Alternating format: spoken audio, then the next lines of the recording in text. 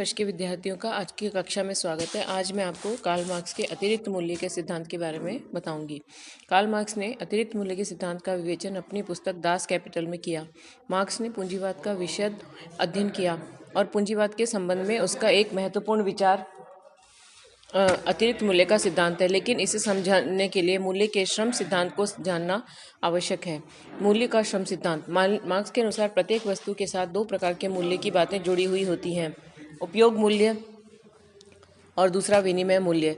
व्यक्ति के लिए वस्तु की उपयोगिता और आवश्यकता के आधार पर उसका उपयोग मूल्य निर्धारित होता है। जैसे प्यासे के लिए पानी का निश्चित रूप में से बहुत अधिक उपयोग मूल्य है, जबकि एक अन्य व्यक्ति के लिए जो प्यास का अनुभव नहीं कर रहा है, पानी का कोई उपयोग मूल्य नहीं है। विनिमय मूल्य का प्रश्न तब उपस्थित होता है जब किसी वस्तु को बाजार में बेचा जाता है। जिस मूल्य पर खरीदार विक्रेता से उस वस्तु को खरीदता है उसे उसका विनिमय मूल्य कहते हैं। उदाहरणतः यदि 1 टन गेहूं के बदले 2 थान कपड़ा या 1000 रुपये की धनराशि प्राप्त की जा सकती है, तो यह 1 टन गेहूं का विनिमय मूल्य है। मार्क्स के अनुसार अर्थव्यवस्था की विवेचना की दृष्टि से विनिमय मूल्य का ही महत्व है। सभी वस्तुएं बाजार में बेची और खरीदी जाती हैं। इससे ये स्पष्ट है कि कोई ऐसा सामान्य तत्व अवश्य है जो इन सभी वस्तुओं में विद्यमान रहता है। वह तत्व श्रम ही हो सकता है जो सभी वस्तुओं में न्यूनाधिक मात्रा में विद्यमान है। अतः किसी वस्तु का विनिमय मूल्य मानव श्रम की उस मात्रा से निर्धारित होता है जो किसी विशेष समाज में उसके निर्माण के लिए खर्च किया जाना आवश्यक है। यही मूल्य का श्रम सिद्धांत है। अतिरिक्त मूल्य का सिद्धांत। अपने मूल्य के श्रम सिद्धांत के आधार पर मार्क्स ने महत्वपूर्ण निष्कर्ष निकाले। उसका विचार है कि प्रत्येक वस्तु का वास्तविक मूल्य उस पर खर्च किए गए केवल श्रम के अनुसार होता है, किंतु बाजार में यह वस्तु काफ़ी ऊंचे मूल्य पर बेची जाती है और उसके बेचने से प्राप्त होने वाला अतिरिक्त धन पूंजीपति के द्वारा अपने पास रख लिया जाता है। मार्क्स के कथनानुसार पूंजीपति द्वारा अपने पास रख लिया गया यह धन ही अतिरिक्त मूल्य है। मार्क्स के शब्दों में यह उन दो मूल्यों का अंतर है जिसे मजदूर पैदा करता है और जिसे वह वास्तव में पाता है। दूसरे शब्दों में वह मूल्य है जिसे पूंजीपति मजदूर के श्रम से प्राप्त करता है, जिसके लिए उसने मजदूर को कोई मूल्य नहीं चुकाया है। मैक्सी के शब्दों में यह वह मूल्य है जिसे पूंजीपति श्रमिकों के खून पसीने की कमाई पर पत्कर के रूप में वसूल करता है।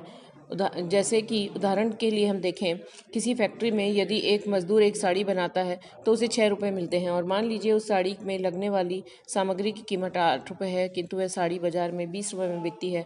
इस प्रकार लागत मूल्य 14 रुपये निकाल देने के बाद 6 रुपये ऐसा अतिरिक्त मूल्य है जिसे पूंजीपति बिना किसी प्रकार का परिश्रम किए ही प्राप्त कर लेता है।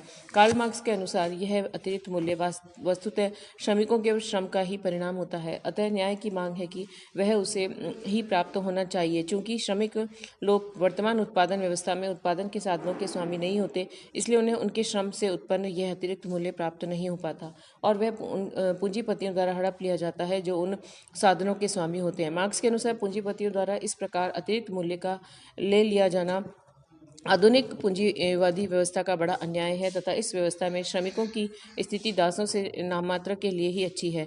दासों और श्रमिकों की स्थिति में यदि कोई अंतर है तो वह यह है कि दास प्रथा में दास व्यक्ति को दासता के कारण उसके उचित पारिश्रमिक से वंचित रखा जाता था, और आधुनिक अर्थव्यवस्था में श्रमिक अपनी असहाय दशा से बाध्य होकर पूंजीपति के साथ ऐसी शर्त पर नौकरी करने के लिए राजी हो जाता है कि उसे अपने श्रम का उचित पारिश्रमिक नहीं मिलता, क्योंकि श्रमिकों के पास उत्पादन के साधनों को खरीदने की शक्ति नहीं होती। वे बाध्य होकर अपना श्रम पूंजीपतियों को नाममात्र की कीमत पर बेच देते हैं तथा इस प्रकार उनके श्रम से उत्पन्न अतिरिक्त मूल्य पूंजीपतियों की जेबों में चला जाता है। अतिरिक्त मूल्य सिद्धांत की आलोचना। पहला, श्रम उत्पादन का एकमात्र साधन नहीं है।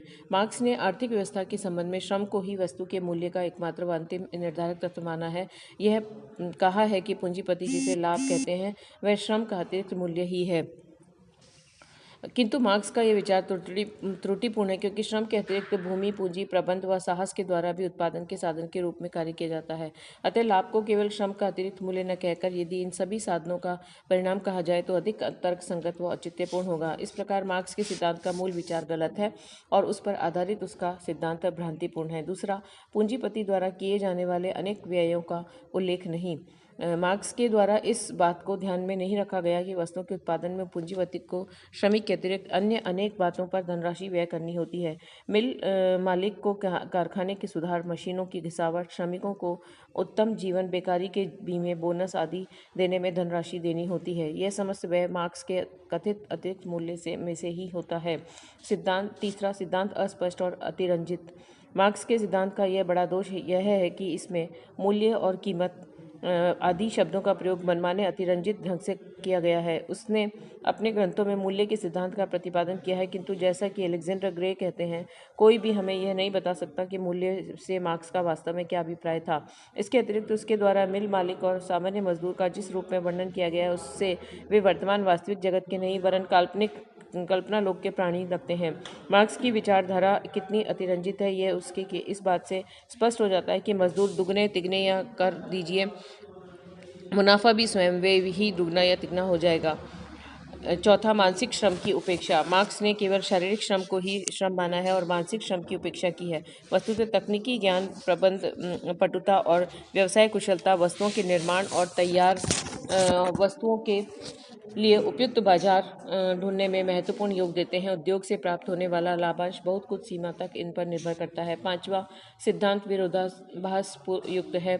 मार्क्स के अतिरिक्त मूल्य के सिद्धांत में अनेक विरोधाभास भी देखे जा सकते हैं। मार्क्स एक ओर तो कहता है कि पूंजीपति अतिरिक्त मूल्य अथवा लाभ के लिए नई मशीनें लगाता है, किंतु दूसरी ओर यह भी कहता है कि मशीनों, कच्चे माल आदि से कोई अतिरिक्त मूल्य प्राप्त नहीं होता। अतिरिक्त मूल्य केवल श्रमिकों से ही मिलता है। मार्क्स के ये दोनों ही विचार परस्पर विरोधी हैं। इसके अतिरिक्त मूल्य श्रम से ही मिलता है और नई तथा अधिक मशीनें लगाने से उत्पादन में पर्याप्त वृद्धि नहीं हो पाती, तो पूंजीपति अधिक मशीन लगाकर श्रमिकों की संख्या में कमी करने का प्रयत्न क्यों नहीं करता। मार्क्स का ये कथन भी ठीक नहीं है कि अतिरिक्त मूल्य से स्वतः नई पूंजी बनती चली जाती है। छठा सिद्धांत आर्थिक कम प्रचारात्मक अधिक है। वास्तव में अतिरिक्त मूल्य का सिद्धांत आर्थिक होने की अपेक्षा प्रचारात्मक अधिक है, क्योंकि इसका उद्देश्य वस्तु के मूल्य के कारण की विधिवत विवेचना नहीं वरन पूंजीपति व्यवस्था में श्रमिक वर्ग के साथ किए जाने वाले अन्याय का प्रकार है। इस संबंध में कैरियोहंट ने लिखा है कि मार्क्स का यह अतिरिक्त मूल्य का सिद्धांत किसी भी रूप में मूल्य का सिद्धांत नहीं, यह वास्तव में शोषण का सिद्धांत है, जिसके द्वारा यह दिखाने की चेष्टा की गई है कि साधन संपन्न वर्ग सदैव ही साधनहीन वर्ग के श्रम पर जीवित रहता है। मैक्स बियर ने भी यह स्वीकार किया है कि इस विचार को स्वीकार करना असंभव है, क्योंकि मार्क्स का सिद्धांत आर्थिक सत्य के स्थान पर राजनीतिक और सामाजिक नारेबाजी ही है। धन्यवाद।